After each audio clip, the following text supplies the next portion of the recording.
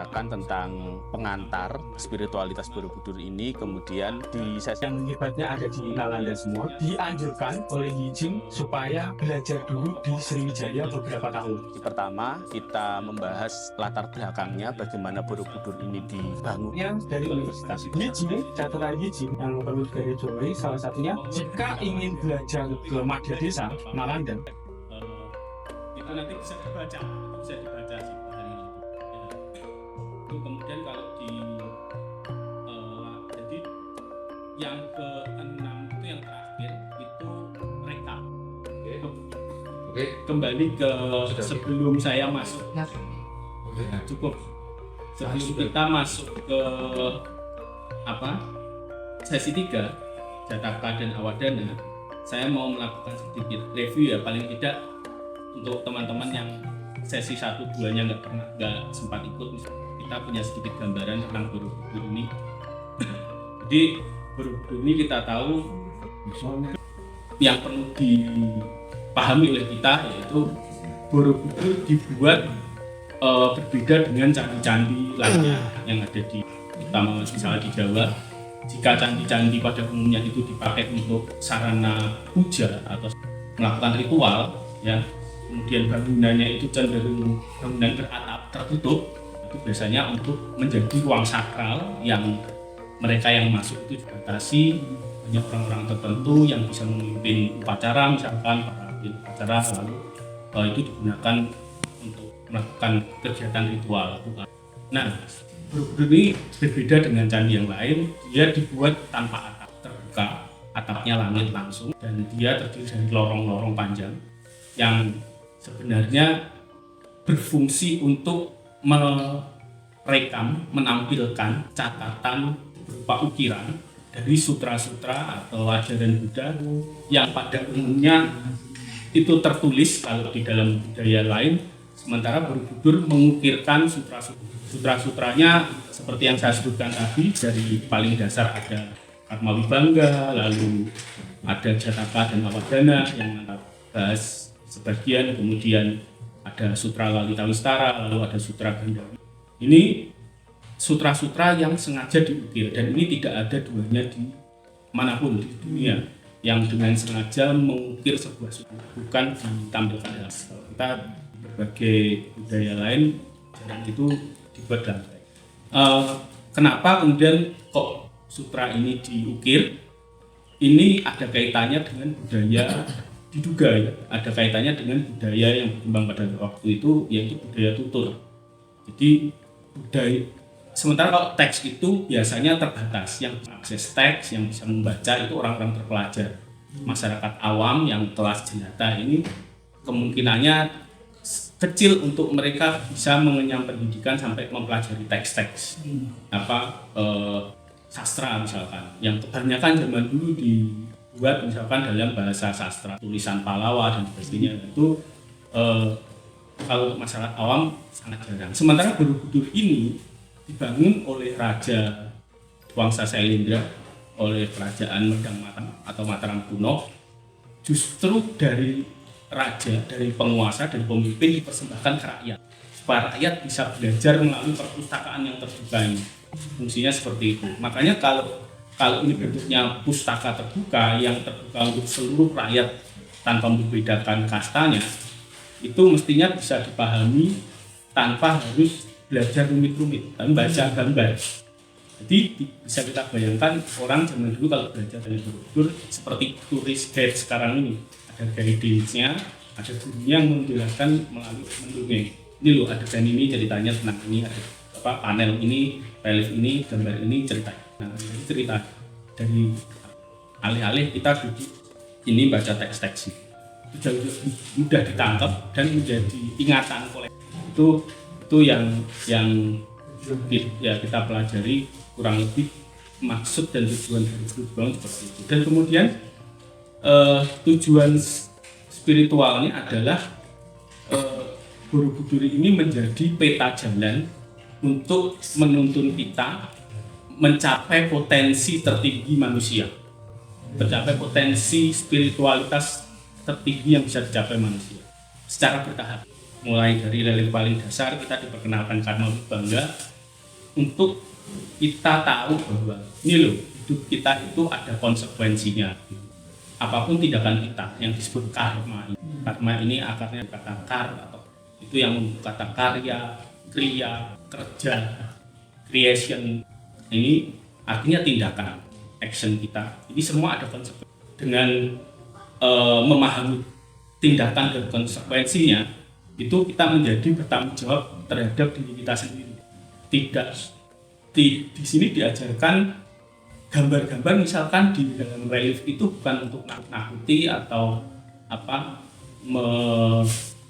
memaksa orang yang melihat gambar itu jadi merasa harus mengikuti ajaran itu. Tidak. Ini ajaran ini terbuka, ditunjukkan sebagai pengetahuan. Ini loh, kalau kamu berbuat yang berguna, bermanfaat, dampaknya seperti ini, kegunaannya seperti ini, kamu akan mendapat kebajikan dan manfaat, kebahagiaan seperti ini. Kalau kamu melakukan tindakan yang tidak bermanfaat atau merugikan yang lain, nanti kamu akan mendapat masalah dan berbagai kendala hidup, celaka dan sebagainya seperti ini. Nah, melalui ajaran yang demikian, manusia diajarkan menjadi dewasa. Dengan tindakannya itu bertanggung jawab. Tidak karena takut-takuti oleh doktrin surga neraka misalnya, bukan seperti itu, tapi ada kesadaran yang tumbuh. Karena saya ingin bahagia seperti orang lain juga ingin bahagia, maka saya melakukan tindakan yang berguna. Karena tindakan berguna dampaknya membahagiakan. Jadi sesederhana itu. Kalau saya melakukan tindakan yang merugikan yang lain, saya nanti akan mendapat masalah, menderita. Dan orang memilih mana yang baik untuknya dan mana yang seharusnya tidak dilakukan. Jadi karma mengajarkan ini menjadi manusia dewasa. Di dalam Buddha Dharma sendiri, karena ini sumbernya ajaran Buddha, karma ini kalau Buddha menekankannya, yang aku maksudkan sebagai karma ada niat, motivasi atau cetana. Niat itulah yang dinamakan karma. Mungkin terjadi pergeserannya ke budaya kita hari ini ya. Budaya kita hari ini, orang Jawa misalkan atau orang di Indonesia itu sebenarnya nggak asing kalau mendengar kata karma kan gitu. Tapi selalu konotasinya karma itu dikaitkan dengan hal-hal yang buruk. Kalau lagi susah, kena sial, kena masalah, kena karmanya. Tapi kalau yang lagi bahagia, happy itu nggak dikenal. Nah ini memang sudah terjadi pergeseran wawasan, ya, degradasi dari pengetahuan ini. Nah, melalui pembelajaran ini lagi, kalau kita memang berniat memiliki wawasan yang lebih tepat, kita bisa apapun tindakan baik ataupun buruk itu karma sejauh dia dilandasi niat dan motivasi, itu yang menjadi ukuran. Kemudian dalam karma wibangga ini juga dengan berbagai contoh reliefnya dan penggambaran di sana yang total berjumlah 160 panel, itu mengajarkan kita bagaimana caranya hidup bersusila, hidup yang harmonis dengan lingkungan, hidup yang selaras dengan yang itu akan berguna untuk kita. Kemudian karma wibangga ini juga mengingatkan kita untuk menambah kapasitas kita. Jadi manusia itu nggak cuma makan, tidur, memuaskan nafsu dan seksualitas, lalu di sela-sela itu ya bikin kegiatan macam-macam, senang sana sini. Setelah itu tinggal nunggu mati, bukan cuma itu, beranak pinak, bukan cuma itu. Tapi kemudian ditunjukkan ini loh, kita punya peluang untuk jadi manusia yang nggak cuma memenuhi kebutuhan habitual dan kebutuhan dasarnya saja.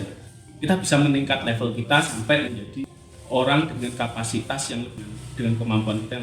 Nah, di Borobudur ada konsep yang kurang pas yang selama ini bahkan sudah dipublikasikan oleh berbagai pihak dan seolah-olah sudah menjadi pengetahuan baku bahwa Borobudur itu dibagi menjadi 3 bagian. kama dhatu, rupa dhatu, dan arupa dhatu. Ini juga menjadi pengertian yang salah kaprah, yang keliru total sebenarnya. Dan ini kemudian salah satunya dibuktikan dengan penelitian di Karma Wibangga ini. Kalau namanya kama dhatu, rupa dhatu, dan arupa dhatu, itu kama dhatu itu artinya dhatu itu alam, keadaan, lingkungan, yang tadi digabung dengan kama artinya nafsu. Jadi di sini adalah yang disebut kama dhatu itu alam di mana tempat kita memenuhi hasrat kita, kepuasan indera kita. Nah, itu di kama dhatu. Lalu rupa dhatu ini alam di mana orang-orang yang menikmati kondisi meditatif yang menggunakan objek rupa fisik. Kemudian arupa dhatu ini alam semedi, alam meditasi juga yang menggunakan objek tanpa rupa, tanpa bentuk, tanpa wujud. Ini sebagai pengalaman meditatifnya untuk mencapai kualitas batin yang tinggi. 3 alam ini itu tidak tepat kalau kemudian dimasukkan ke skema Borobudur yang terdiri dari 5 sutra tadi ya, dari Karma Wibangga sampai ke atas. Misalkan kalau ditempatkan kama dhatunya dengan Karma Wibangga, oke lah, itu masih nyambung. Misalkan dilihat secara garis besar gitu saja ya, secara bodohnya saja, itu seolah-olah kama dhatu dengan Karma Wibangga kok namanya mirip gitu, selaras gitu. Lalu yang ke atas itu kan ada Lalita Wistara dan Jataka Awadana dan Lalita Wistara. Kalau Jataka Awadana dan Lalita Wistara itu dimasukkan di rupa dhatu, jelas nggak cocok, karena itu ceritanya sudah lain. Kama dhatu terlalu sempit, rupa dhatu terlalu sempit untuk membahas Jataka Awadana dan Lalita Wistara misalnya. Lalu arupa dhatu, kalau arupa dhatu ini ditaruh di atas, misalkan dihubungkan dengan hanya Gandawuha dan stupa di Dharma Dhatu, itu stupa yang berderet itu sampai itu disebut area Dharma Dhatu ya.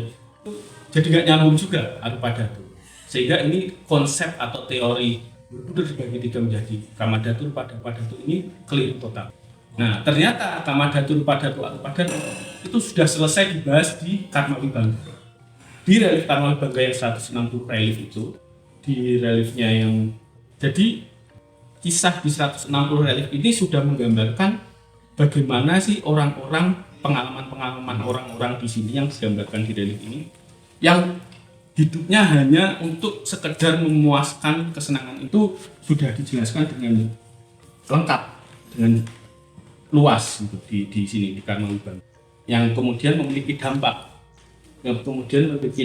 terhadap kehidupannya. Misalkan ketika orang yang kenapa ada orang cantik, orang jelek, kenapa orang terlahir menjadi unggas misalkan, atau menjadi makhluk-makhluk tertentu, itu karena dia menikmati kesenangan-kesenangan indranya ini dengan cara-cara tertentu yang kemudian cenderung mendorong dia, perbuatannya, karmanya bisa mendorong ke kelahiran dalam wujud tertentu. Ini di Karma Dhatu, ini cerita tentang Kama Dhatu.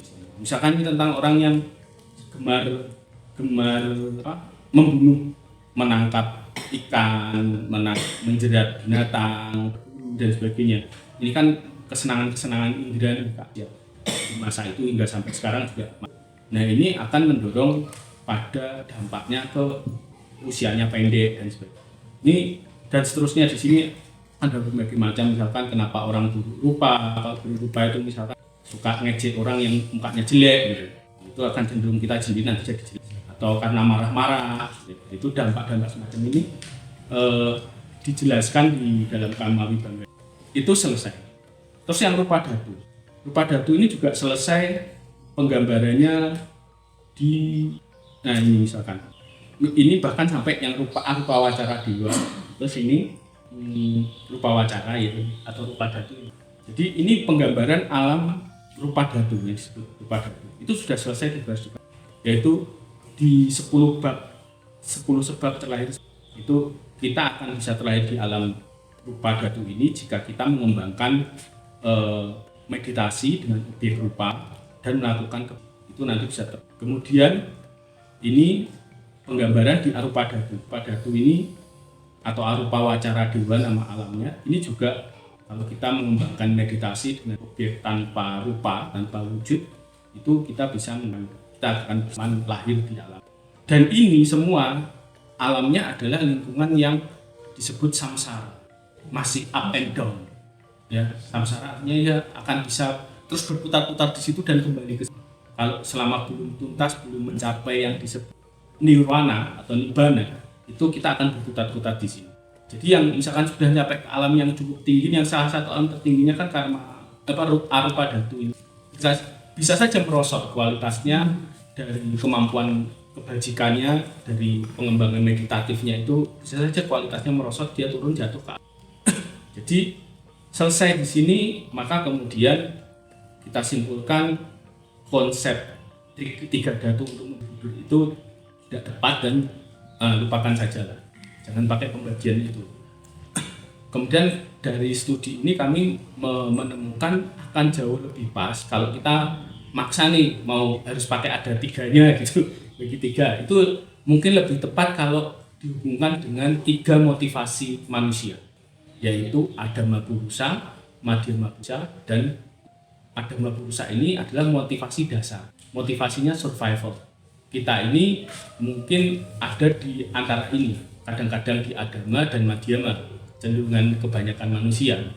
Ini masih di level karma wibangga ya, yaitu orang yang Adama ini yang hanya memikirkan bagaimana yang penting saya bisa senang, saya bisa bahagia, tidak penting mereka orang lain mau kondisinya seperti itu. Pokoknya memuaskan kesenangan indera, yang itu kama dhatu tadi. Itu saja yang dikejar tiap hari. Dengan begitu hidupnya biasanya cenderung bergejolak terus, banyak pergulatan, banyak, dan setiap hari urusannya untuk mengatasi berurusan dengan mana pemuasan inderanya, lalu menemui masalah, lalu bagaimana cari penyelesaian instannya misalnya seperti itu. Nah, terus berputar, itu motivasi. Kemudian yang kedua, Madhyama Purusa ini orang yang mulai tumbuh pemahaman tentang bahwa hidup ini enggak cuma begitu, saya bisa meningkat level saya, pengalaman spiritual yang enggak hanya material. Yang Adama tadi urusannya hanya material. Nah, jadi yang mulai orang mengembangkan ini pengetahuannya melalui meditasi, punya cita-cita ke alam rupa dhatu, bahkan sampai kalau bisa saya mencapai nirwana itu sudah, sehingga mereka mulai melakukan spiritual atau religius yang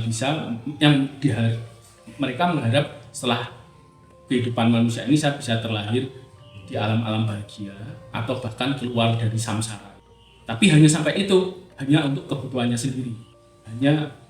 Tapi dia paham bahwa untuk itu ya saya harus melakukan perilaku yang baji, perilaku yang susila. Nah, itu dia melakukan itu. Tapi perilaku susilanya ini hanya terbatas ya tidak menyakiti yang lain, melakukan kebajikan, itu hanya sebatas pamernya ke saya sendiri tetap. Agar saya nanti mencapai lagi, hanya sampai ke situ. Itu Madhyama. Yang ketiga, Utama Purusa. Ini adalah orang dengan motivasi tidak hanya berhenti sampai untuk mendapatkan dan tapi melampaui dari itu, yaitu bagaimana manusia ini bisa mencapai tataran spiritual sampai potensi tertinggi yang tidak terukur lagi saking tingginya, yaitu seperti Buddha. Buddha itu mempunyai gelar Anuttara Samyak, penggugahan, secara umum disebut pencerahan, penggugahan yang lengkap dan sempurna dan tidak ada bandingnya, yang mengetahui segala. Jadi ini pencapaian yang ingin dicapai tertinggi, sehingga orang ini mulai belajar, yang disebut Utama Purusa ini mulai belajar meningkatkan kualitas dirinya, menambah kapasitas dirinya, bahwa setiap tindakan bajik yang dilakukan tidak hanya untuk mengejar kelahiran atau kondisi yang bahagia, tapi yang dituju adalah semakin dia melakukan kebajikan, semakin dia memiliki kapasitas kemampuan untuk dia menjadi manusia makin berkualitas, makin meningkat pengetahuannya. Jadi yang dikumpulkan itu disebut daya pengetahuan dan daya kebajikan. Sudah daya, bukan karma lagi, bukan karma baik yang dikumpulkan atau pahala dari karma baik, bukan, tapi di atas itu ada yang disebut punya dan nyana sambara, pengumpulan daya pengetahuan dan kebajikan. Untuk apa daya pengetahuan dan kebajikan ini? Untuk daya pengetahuan dan daya kebajikan, bukan untuk diri. Jadi kapasitas manusia ini semakin bajik, semakin berpengetahuan, semakin bisa nolong yang lain, begitu terus. Sampai suatu ketika ini sampai puncaknya dia sendiri menjadi manusia yang disebut Buddha itu. Ya yang melek atau ya yang sadar. Karena istilahnya pengetahuannya itu sampai berlimpah-limpah sampai tuntas. Jadi kebajikan untuk kebajikan, melakukan kebajikan ini juga untuk nambah pengetahuan. Pengetahuannya lagi untuk meningkatkan pengetahuan sampai ultimate. Jadi itu yang dituju. Caranya ini nanti baru kita masuk masuk level kita ke Jataka Awada. Yang bisa dilakukan untuk itu adalah dengan migunani tumraping liyan. Selalu berguna baik. Kalau Karma Bangga tadi ceritanya ngunduh wohing pakarti bahasa Jawa yang artinya memenuhi hasil perbuatan. Nah nanti di Jataka Awadana ini urusannya sudah nggak mikirin ini, nggak nyari-nyari karma baik, nggak ngumpul-ngumpulin bagaimana saya bisa bahagia, saya senang, nggak. Tapi dengan pemahaman justru ketika saya membahagiakan yang lain, ini mikirnya sudah kebalik. Dengan membahagiakan yang lain, saya akan mendapat kebahagiaan yang berlimpah dan pengetahuan saya akan bertambah. Beda-beda naik kelas. Nah, Borobudur mengajarkan ini supaya kita naik kelas. Jangan berputar di karma, jangan berputar di samsara, jangan mengejar nirwana saja, lampaui nirwana. Jadi nirwana ini karena sudah disinggung saya kasih. Nirwana ini seringkali dianggap suatu kondisi yang di luar alam kita ini, di luar samsara ini, yang sehingga kita seolah-olah itu tidak terjangkau, sulit. Padahal pengalamannya sebenarnya ya ada di alam samsara. Tidak harus nunggu mati baru dapat pengalaman nirwana. Ketika hidup ini kita bisa. Karena salah satu definisi-definisi yang disematkan dalam pengertian nirwana itu adalah kondisi di mana kita mengalami ayam tentrem secara konstan. Kemudian tidak ada lagi rasa tidak berkecukupan. Tidak ada lagi rasa penolakan, tidak ada lagi ketidaktahuan, semuanya jernih, clear pengetahuan kita. Itu identifikasinya. Yang tidak ada lagi penolakan itu biasanya diterjemahkan juga secara umum, tidak ada lagi tidak ada lagi rasa tidak berkecukupan. Ini juga disamakan dengan tidak ada lagi nafsu keinginan, karena semuanya serba pas, lengkap, jangkep, terpenuhi, sentosa. Sentosa itu artinya segala sesuatunya terpenuhi. Kalau kondisinya seperti itu penggambarannya, apa iya kita nggak bisa ngalaminya? Mungkin kalau dipikir-pikir kita pernah loh bisa ngalaminya. Pernah nggak? Hari ini saja kita duduk di sini. Bisa. Apakah di sini kita sedang memendam kebencian? Tidak. Berarti tidak ada kebencian saat ini. Apakah di sini kita sedang nafsu menggebu-gebu menginginkan sesuatu? Tidak. Pengalaman ini kita ada. Sesimpel itu sebenarnya. Jadi di samsara ini kita ngalami, cuma masalahnya nggak konstan. Iya, karena kita masih butuh macam-macam. Pas di sini saja ini ngalami kedamaian ini. Nanti keluar dari sini kemerungsung, punya utang, butuh macam-macam gitu. Nah, sementara Buddha mengalami itu konstan. Walaupun lingkungannya menyulitkan dia, batinnya konstan dalam kondisi damai. Walaupun luka kakinya, dia nggak pernah menderita karena lukanya. Iya, itu kondisi yang disebut semele, pengalaman semele. Saiki ning kene ngene aku gelem. Jadi diterima ini as perfect as it is. Apapun yang kita alami, itu main yang dikembangkan seperti itu. Itu pengalaman nirwana. Sehingga nirwana ini nggak muluk-muluk. Kita bisa mendekatinya wawasan ini.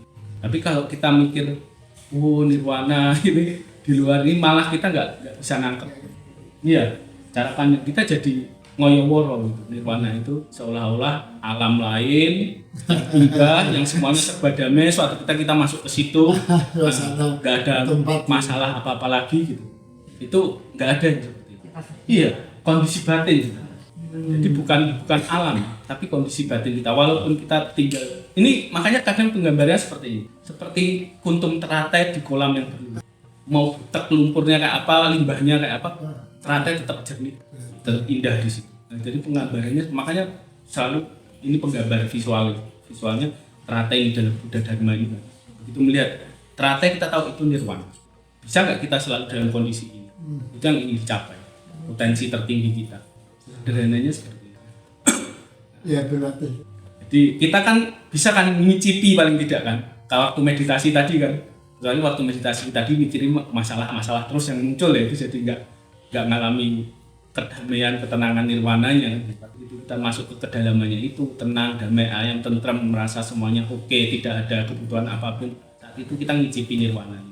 Walaupun sebentar, ya saja, tak nunggu gongi atau yang tadi waktu 10 menit baru bisa tenang gitu, enggak. Itu kondisi yang Nah, kemudian tadi naik kelas. Kalau kita sudah tahu bahwa oh ya, tadi yang 3 tadi Adama, Madhyama, dan Utama Purusa ini sumbernya Bodhipata Pradipa, ajaran suluh pada jalan. Ini karyanya Atisa Dipankara yang dia pelajari dari guru Mahaguru Master yang memimpin di Universitas Muaro Jambi. Borobudur ini tidak terlepas dengan keberadaan Universitas Muaro Jambi. Karena kita kaji-kaji, kita selidiki bahwa nggak mungkin orang bisa membangun monumen sebesar itu dengan segala kemegahannya, kerumitannya, pengetahuannya yang tidak terukur itu kalau tidak ada dasar keilmuannya. Setelah kita telusuri dasar keilmuannya, jelas kita karena punya universitas yang ada dari sini, dari Universitas Muaro Jambi melahirkan banyak master, termasuk ahli-ahli guru besar dari Tibet yang hari ini diagungkan orang-orang Tibet itu ternyata banyak Muaro Jambi dan dibawa ke sana ajaran kita itu dan dilestarikan di sana. Itu kita sudah tidak punya lagi ajaran itu. Tapi kita dalam proses pembelajaran Borobudur ini kami bersama kita berusaha menggali dan mengambil lagi teks-teks yang tersimpan di sana untuk kita terjemahkan, kita pakai lagi ajarannya. Salah satunya tadi Bodhipata Pradipa yang membahas 3 purusa. Jadi ini yang menjadi dasar pengetahuannya Borobudur. Terus di Borobudur juga ada patung-patung Panca Buddha atau Panca Tathagata, ya ada 6 patung sebenarnya, 6 varian patungnya di situ, ya. Tapi pembahasannya hanya 5, ya. Posisi mudranya itu ada 6, tapi pembahasannya ada 5. Sobhya, Amitabha, Wairochana, Amoghasiddhi, Ratnasambhava. Nah, ini kemudian juga merepresentasikan ajaran Dharma. Bagaimana cara kita mengelola kecenderungan kita agar kita melakukan transformasi pada kecenderungan negatif kita dirubah menjadi pengetahuan. Itu saya tidak akan menjelaskan itu panjang. Panca Buddha itu nanti reviewnya saya bisa minta dengan yang belum dapat itu bisa ya Pak, masih ada ya, yang dasar pengantar Borobudur ada di situ. Nanti yang Karma Wibangga saya masih tambahkan lagi catatannya. Ini proses pembelajaran Borobudur ini kami terus berproses, nggak berhenti. Termasuk Karma Wibangga, walaupun kemarin beberapa bulan yang lalu saya sudah sharing tentang Karma Wibangga, kami ngumpul lagi, diskusi lagi tentang karma itu banyak detail-detail yang perlu kita tambahkan. Bahkan bukunya sekarang ini yang kami susun, buku tentang Karma Wibangga ini belum selesai karena setiap kali kita diskusi kan nemu pengetahuan baru. Buku ini kita perlu tambahkan ini lagi, wawasannya ini. Misalkan orang sering menyebut Karma Wibangga atau karma itu sebagai hukum karma. Ini nggak tepat, nggak ada kata hukum di depannya. Karma ini hanya proses alamiah bahwa tindakan kita ada konsekuensinya dan menunjukkan konsekuensi ini bukan A menyebabkan B, tapi ini ada permutasinya dan dipengaruhi dengan berbagai kondisi di sekitar kita, ya. Jadi bukan sebab akibat, tapi konsekuensi ini lebih seperti pertumbuhan benih menjadi pohon. Ini pemahaman belakangan yang kita diskusikan, kompleksitasnya lebih rumit daripada sekedar sebab dan akibat. Kalau sebab akibat itu seperti kita muter kontak motor atau mobil, kontak kita putar menjadi sebabnya, lalu mesin nyala, menggerakkan silinder dan sebagainya. Nah, ini akibatnya begitu terus mobil jalan, akselerasi, jalan lebih kencang, itu sebab. Sementara kalau pertumbuhan seperti pohon tidak seperti itu. Jadi benih atau biji ini bermutasi dia. Benih ini berubah menjadi pohon kan nanti benihnya hilang. Pengaruhnya macam-macam. pupuk, air, udara, nah seperti itu. Kalau tadi mesin tadi kan nggak ada pengaruhnya. Oh, enggak. Listrik jalan, engine jalan, itu selesai, tidak dipengaruhi sekelilingnya lagi.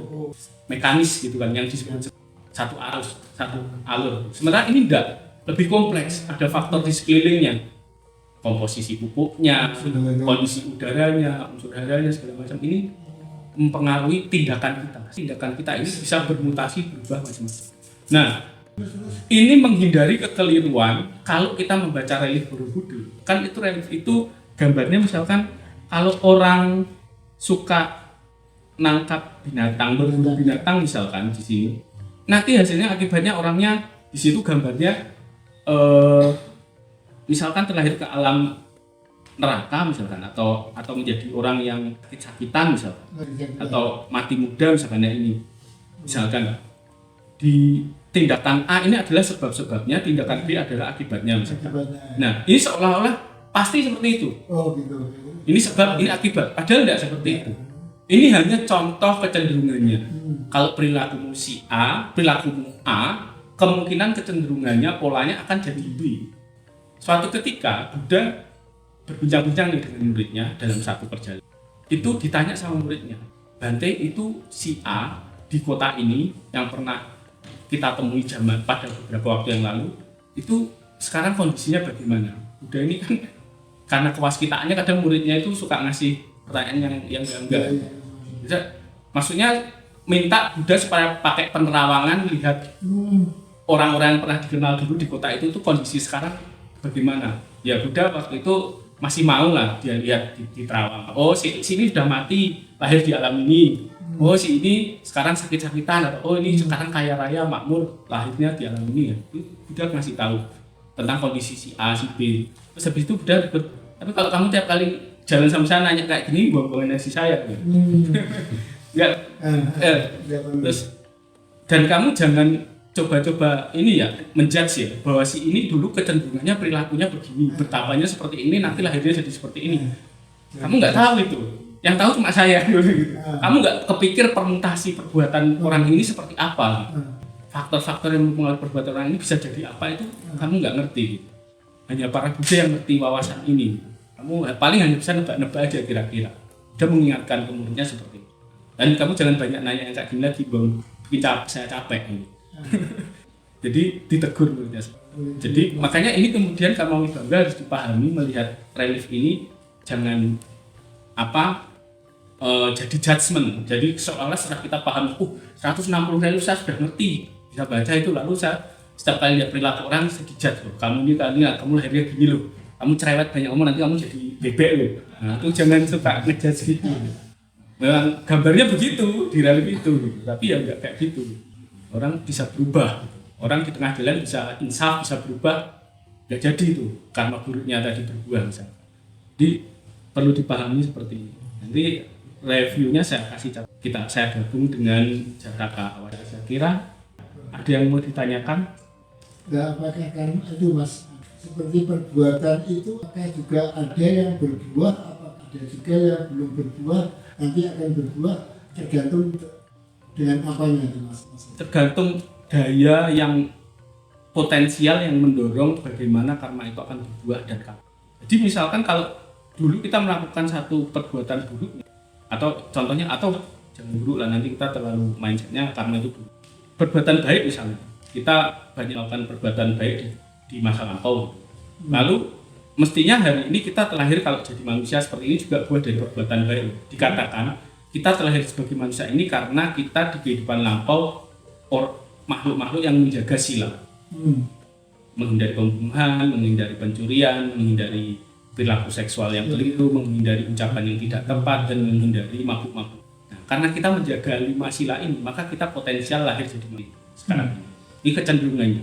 Nah, lalu selama kita jadi manusia, apakah jadi manusia yang makin makmur, makin sukses, makin hidupnya sejahtera, sentosa, atau makin belangsak, makin rusak, atau apa? Itu tergantung action kita hari ini, kan gitu.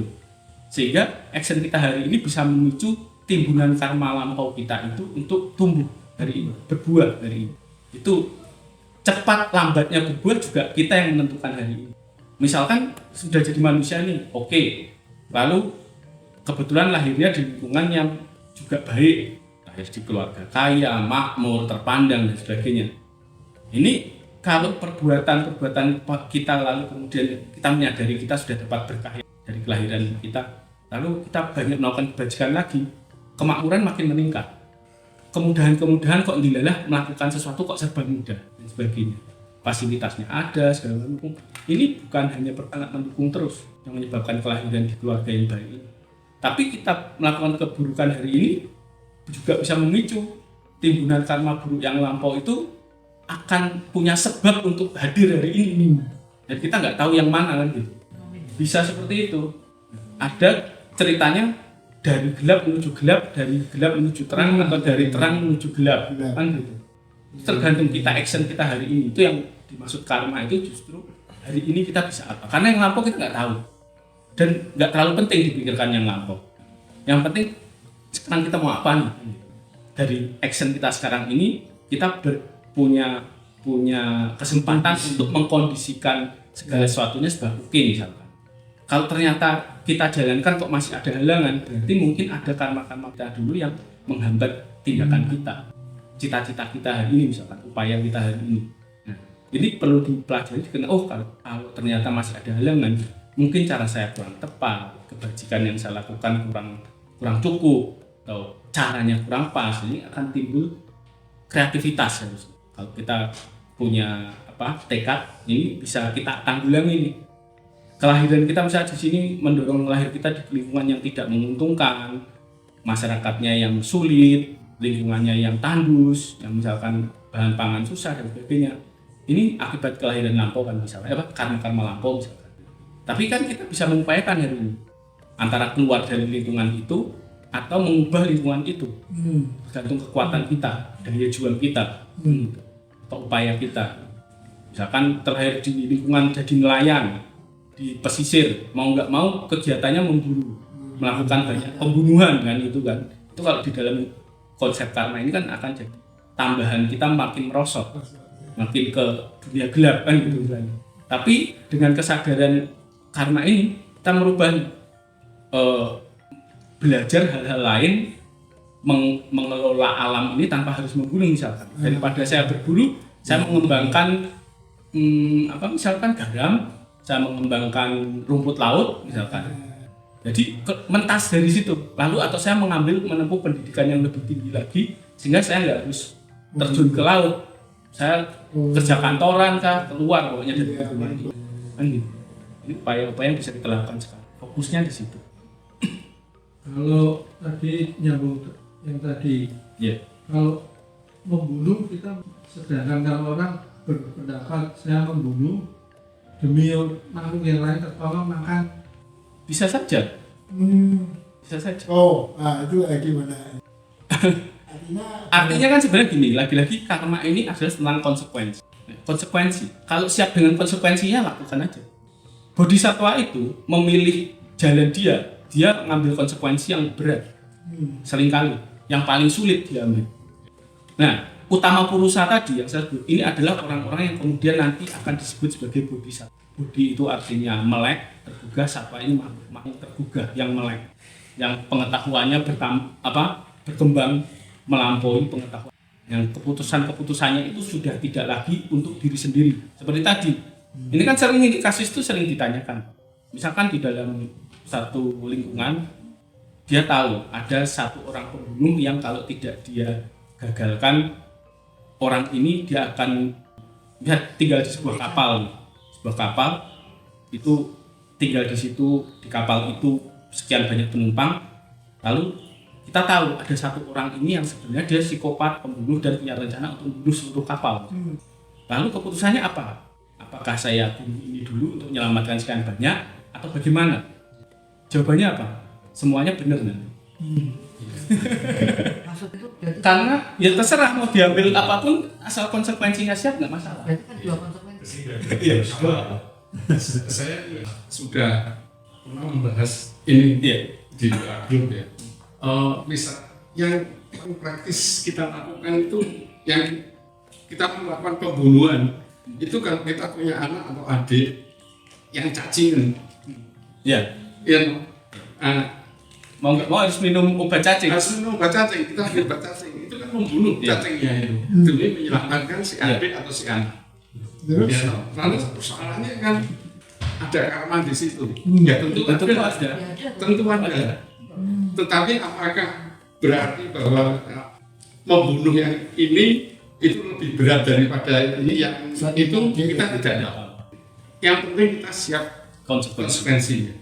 Baik dan buruk Pak. Ya, makanya. Dan itu tidak bisa kita juga bilang ini akan meringankan yang lain juga.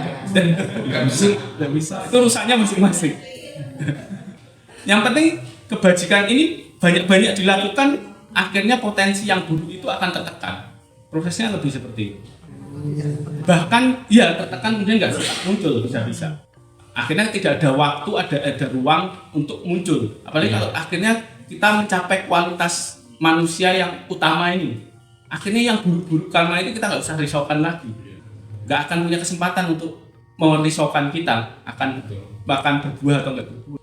Saya sering kali mencontohkan bapak teman saya yang jadi nelayan di Juanda itu. Dia itu ketemu kami ngomongnya, yo nggak apa-apa, biar saya yang terima karmanya.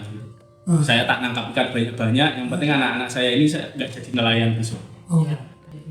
Bener, anak-anaknya mentas kerja di Jakarta, makmur, nggak harus nangkap ikan, biarlah karmanya yang nanggung semua. Bapak itu nggak kapasitasnya sudah Kak Budi Satwa. Iya, Itu dia tahu, karena tiap kali dengar ceramah di wihara orang Buddhis banyak itu yang di pesisir di wihara. Bante ceritanya tentang itu, tentang karma membunuh dan sebagainya. Bante ini tiap hari mengingatkan saya gitu kan gitu. Wes nggak apa-apa wes Bante, yang penting saya tanggung lah itu katanya. Bapaknya sampai itu kan. Gitu. tunggu di sana. Jadi nggak usah dirisaukan. Kalau kemudian motivasi kita bukan karena kita suka membunuh, demam membunuh, ada niat buruk, ya. Sejauh tidak itu nggak usah dirisaukan. Kita kan hidup untuk melihara anak, bukan melihara cacing. Karena kan konsekuensinya kan di situ. Oke. Ya, kita masuk ya ke Jataka. Sebelum masuk, monggo minum dulu. yang bawa minuman, yang bawa.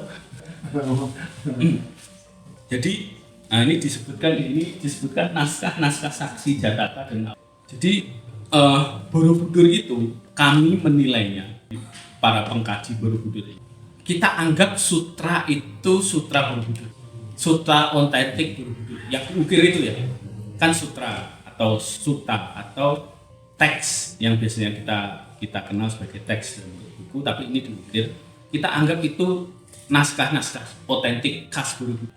Lalu untuk membuktikan bahwa naskah itu terbaca atau bisa dirujuk pada referensi tertentu dengan membaca teks-teks di luar Borobudur, lontar, teks suta yang mungkin sudah diunggah di internet sekalipun, ya, atau yang dilestarikan di Sukaan kuno yang Tibet atau di Jepang atau dimanapun di Tiongkok, kita anggap semua naskah itu kita sebut sebagai naskah untuk membuktikan bahwa naskah Borobudur ini benar otentik, bisa di cross check ceritanya atau benar riwayatnya.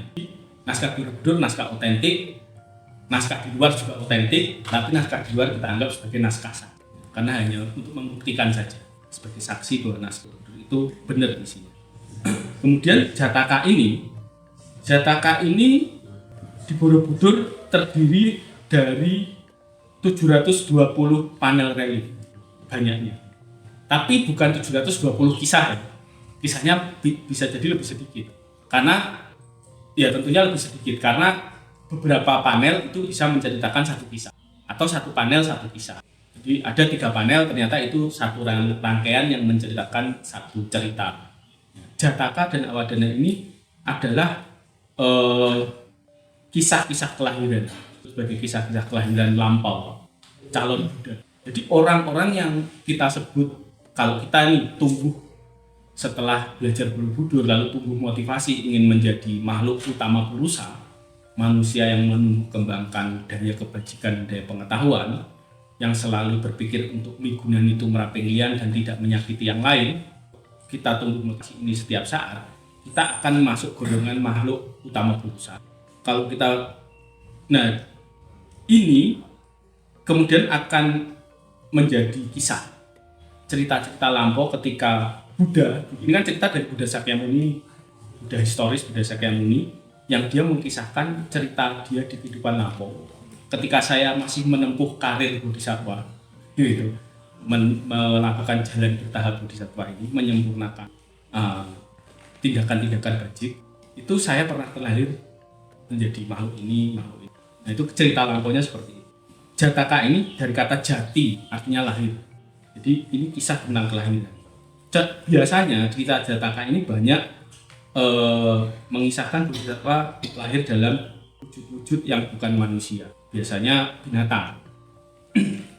Kisah ini juga digolongkan dalam kisah alegori atau perumpamaan ya, tentang kehidupan yang lampau. Karena menurut Jataka Atakata ini bisa dipandang menjadi kisah perumpamaan yang menginspirasi. Karena kan pembaca itu macam-macam. Ada yang skeptis, ini cerita dongeng tos atau bagaimana gitu. Menurut Atakata itu ya kalau mau dianggap dongeng saja ya monggo gitu. Tapi dalam studi Buddhis itu diyakini cerita ini benar. Termasuk Buddha bodhisattva sebelumnya pernah terlahir sebagai makhluk-makhluk tertentu.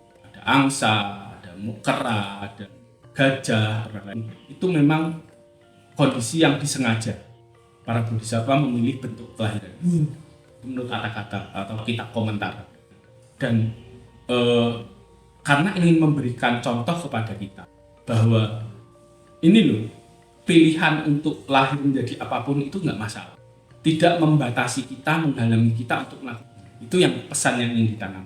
Jangan karena kita merasa menjadi manusia, saya ini nggak punya apa-apa, nggak bisa lah saya bantu. Jangan, binatang aja bisa kok berbuat baik kok. Kok kita ini manusia yang harusnya kualitasnya lebih tinggi dari binatang kok bilang nggak mampu. Ini sebagai ya sindiran juga.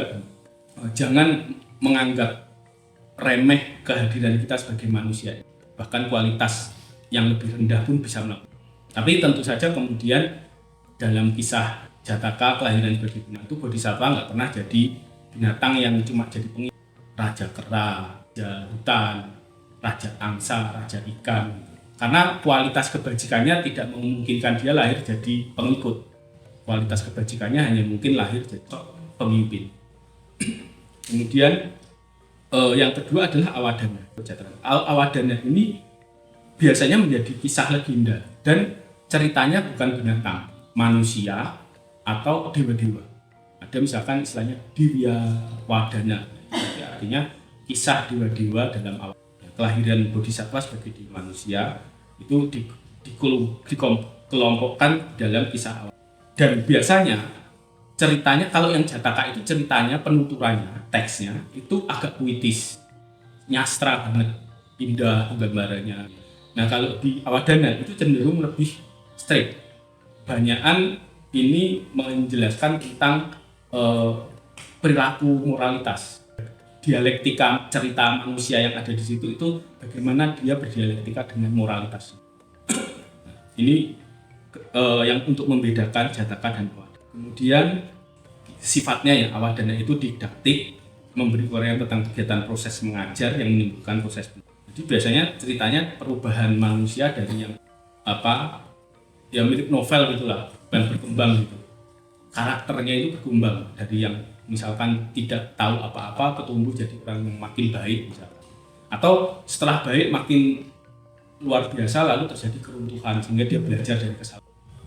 Dan itu situasi latar belakangnya lebih kaya, lebih beragam, terus ceritanya kadang bisa lebih kompleks, panjang sekali.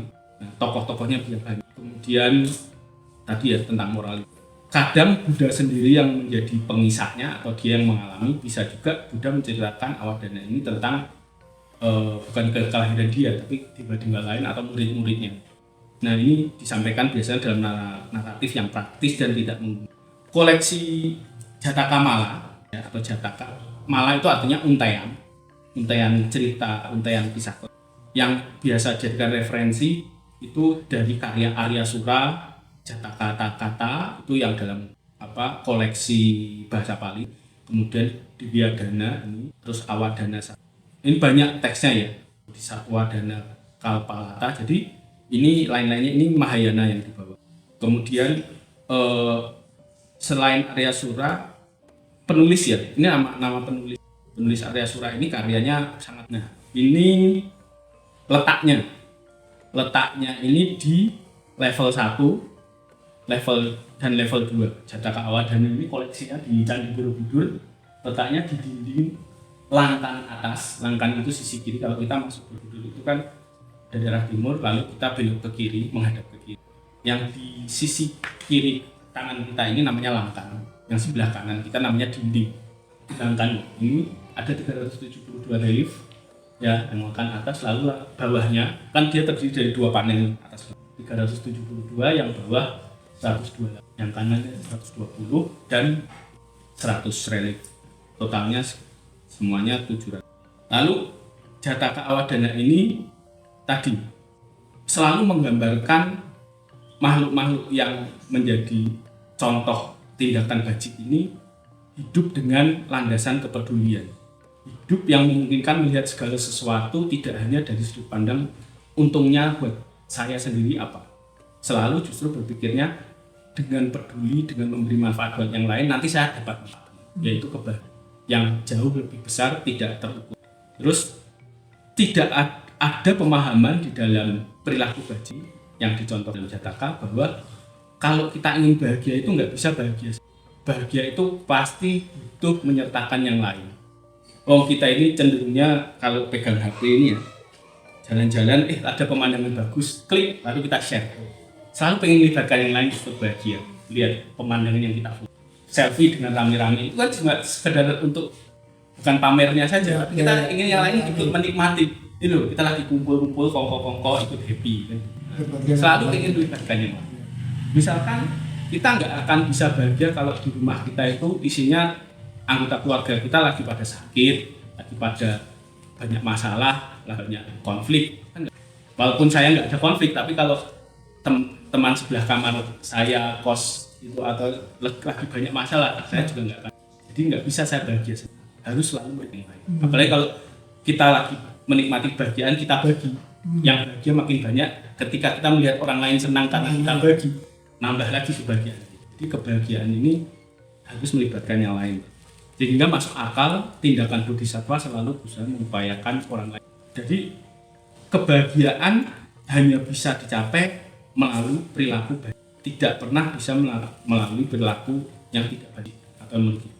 Ya mungkin kalau orang yang punya pemahaman seperti psikopat gitu misalkan, ya mungkin lain ceritanya. Dia hanya puas bahagia kalau bisa nyelakai yang lain. Tapi ini kan kondisi cacat, kondisi yang tidak normal. Manusia normal tidak akan. Kesenangan-kesenangan sepihak yang kelihatannya sesaat itu membahagiakan kita, yang padahal perilaku itu merugikan yang lain, ini tidak bisa dikatakan perilaku bajik. Ukurannya bajik dan tidak bajik itu kalau di dalam Buddha Dharma sederhana sih. Kalau dilakukan itu tidak akan menimbulkan penyesalan di kemudian. Salah satunya itu. Lalu kalau dilakukan itu tidak hanya kita sendiri senang, orang lain juga harus senang. Atau tidak hanya orang lain yang senang, saya tidak senang. Itu juga biasanya akan berdampak dua arah. Jadi kalau melakukan tindakan apa-apa mikirnya ini akan berdampak ke mana. Semakin sering kita melakukan kebajikan ini, makin terampil nanti. Karena begitu melakukan kebaikan, kita akan punya pengetahuan. Kalau saya melakukan ini ternyata membahagiakannya sekian banyak. Ya, kalau saya modifikasi perbuatan bajik ini bisa lebih banyak lagi mungkin. Nah ini makin pinter kita melakukan kebajikan, makin terampil. Ini akan jadi pengetahuan yang kemudian akan nambah kapasitas kita untuk pinter lagi melakukan hal-hal bajik yang dampaknya lebih besar. Jadi misalkan kemudian itu yang membuat misalkan Buddha kok terlibat dengan para raja misalkan, menasehati para raja misalkan. Karena Buddha tahu kapasitas para raja ini kalau dia dituntun dengan bajik, para penguasa ini kalau dituntun dengan bajik dengan pengetahuan yang tepat, keputusan dia satu kebijakan saja taken itu akan bisa mensejahterakan seluruh. Makanya politik menjadi tidak alergi harusnya. Karena kalau politik diisi pengetahuan yang bajik, bisa menjadi dampak yang baik banyak pihak. Buddha melakukan intervensi ini di masa hidupnya melalui para raja. Karena dia tahu terampil bahwa ini dengan saya memegang satu penguasa ini bisa melakukan kebajikan yang lebih besar lagi. Ini juga merupakan buah dari cara terampil melakukan kebajikan. Ini salah satu ajaran yang juga dari Muaro Jambi yang disebut budidaya atau lojong. Lojong itu bahasa Tibet. Ini kalau diterjemahkan ke bahasa Indonesia jadinya budidaya. Mendayakan budi. Mendayakan. Jadi budi atau pengetahuan kita dari pengetahuan kita yang bajik ini berdayakan, makin powerful, buat makin powerful. Ini diajarkan oleh Serlipa Dharmakirti Master di Modi kepada para biku di Tibet yang kemudian sampai sekarang masih dilestarikan teknik ini. Jadi melalui Jataka dan Awadana ini kita bisa belajar teknik budidaya, yaitu melakukan kebajikan dengan akal budi kita semakin meningkat kualitas dan kapasitas. Ini pengertian-pengertian yang dikembangkan dalam kisah Jataka yaitu merupakan wujud praktik dari bodhicitta, pengembangan batin yang tergugah, yang melek, yang selalu bertekad untuk lebih terampil dan lebih baik berguna mencapai penggugahan untuk manfaat, kemudian memiliki aspirasi, komitmen menjalankan hidup seperti yang kita masuk ke kisahnya. Jadi sebenarnya kalau sharing ini cocoknya kemana ada Pak Siap? Bukan, ada. Karena cerita Jataka ini isinya ratusan dan sampai hari ini kami juga belum selesai mengidentifikasi semua, ya, karena nggak gampang menjelaskan satu panel itu dan banyak panel yang hilang, yang rusak, yang belum dikembalikan dengan tepat. Menurut catatan Balai Konservasi Borobudur itu masih ada sekitar 11.000 panel yang belum dikembalikan ke dinding Borobudur. 11.000 disimpan di gudang di Balai Konservasi. Dulu waktu pemugaran itu ya ngejar harus selesai itu kan, nggak semua bisa segera pas gitu, kan sulit. Kayak main puzzle kalau jumlahnya 20 nggak apa-apa, ini ribuan gitu. Ratusan ribu balok batu gitu disusun. Hari ini kita melihatnya sudah bersyukur gitu, sudah berterima kasih banget sama para arkeolog gitu. Jadi terakhir diidentifikasi, dicek di gudang itu ada 11.000 yang harus dikembalikan letaknya. Dan itu mereka terus berproses. Makanya hari ini ketika kami baca panel Jataka yang 720 itu, kok cuma ada satu panel, ini lanjutannya mana? Nah, gitu. Sebelahnya cuma batu kosong atau bahkan plong, bolong, nggak ada batunya sama sekali. Ada yang seperti itu. Karena yang di sisi Langkan, ini kan di sisi luar dinding ini, sebelah sana kan udara, gitu. Nah, itu cuma plong, gitu. Nggak ada ceritanya. Nah, seperti itu kami nggak bisa melanjutkan ceritanya, adegannya apa. Lalu kita mencocokkan dengan Sutra Saksi tadi, karyanya Arya Sura misalkan, ceritanya apa itu cocok nggak? Misalkan gajah, gambar satu ekor gajah, lalu nggak ada sambungannya. Ini gajah yang mana? Ceritanya Arya Sura, teksnya itu, cerita gajah itu macam-macam. Gajah mabuk, gajah kawin, gajah apa, macam-macam. Jadi kita agak sulit menyocok. Oh iya, nanti makanya saya cek dulu. Saya nanti akan. Oke, ini yang paling sederhana lah ya. Ini Sasa Jataka ini cerita yang paling populer, paling terkenal, paling bahkan diceritakan ke buku teks-teks anak SD. Anak saya juga saya kasih nama Sasa karena gara-gara ini. Wah, ini 500 yang cerita. Nah justru itu sebenarnya ada semua, teksnya ada semua, pasti ada semua. Cuma Enggak di panelnya itu 500. Enggak semua. Beberapa kita duga-duga kayaknya cocoknya ini, ya udah ini aja lah. Ada yang seperti itu juga daripada nggak diceritakan. Ya itu kayak tadi gajah. Jadi daripada kita nggak cerita gajah, udah lagi cerita gajah yang ini aja lah. Yang penting akan berguna gitu ceritanya. Iya ada cerita gajah mabuk, gajah birahi. Ini ceritanya panjang nih, Awadana. Jadi Mas Arif Ini Rusa Saraba juga cerita yang populer.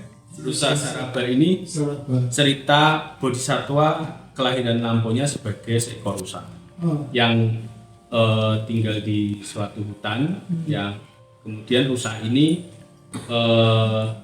dia sengaja sembunyi di hutan yang paling dalam supaya tidak diganggu manusia karena yang kiri. Ya, Oh, ini 91 ya. ceritanya 91 ya. Ya, ini supaya dia tidak dibunuh. Kemudian cerita rusa ini banyak versinya juga. oh, Ada rusa Saraba yang berkaki 8, ada yang berkaki 4. Kemudian ada ceritanya yang dia diburu lalu menyelamatkan pemburunya. Oh. Ada yang ceritanya dia Ya. bulunya. ada yang ceritanya dia diburu karena dikhianati orang yang pernah ditolong. Wah, macam-macam juga. Nah, ini ceritanya macam-macam. Itu yang anu aja, yang Ini menolong yang memburu dia. ini kayaknya kalau reliefnya ini bukan kayaknya sih.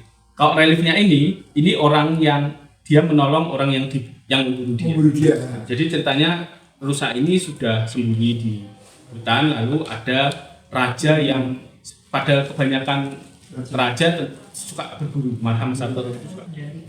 Ya, ya. Ini yang di tengahnya ada manusia. Ini yang diselamatkan. Oh, Ya. Ini kuda yang ditunggangi, ini rusanya. Ya. Kita potong dulu. Oh ya, Suara. Kita lans. Lans. itu Mbak Dewi kan sudah mau jual.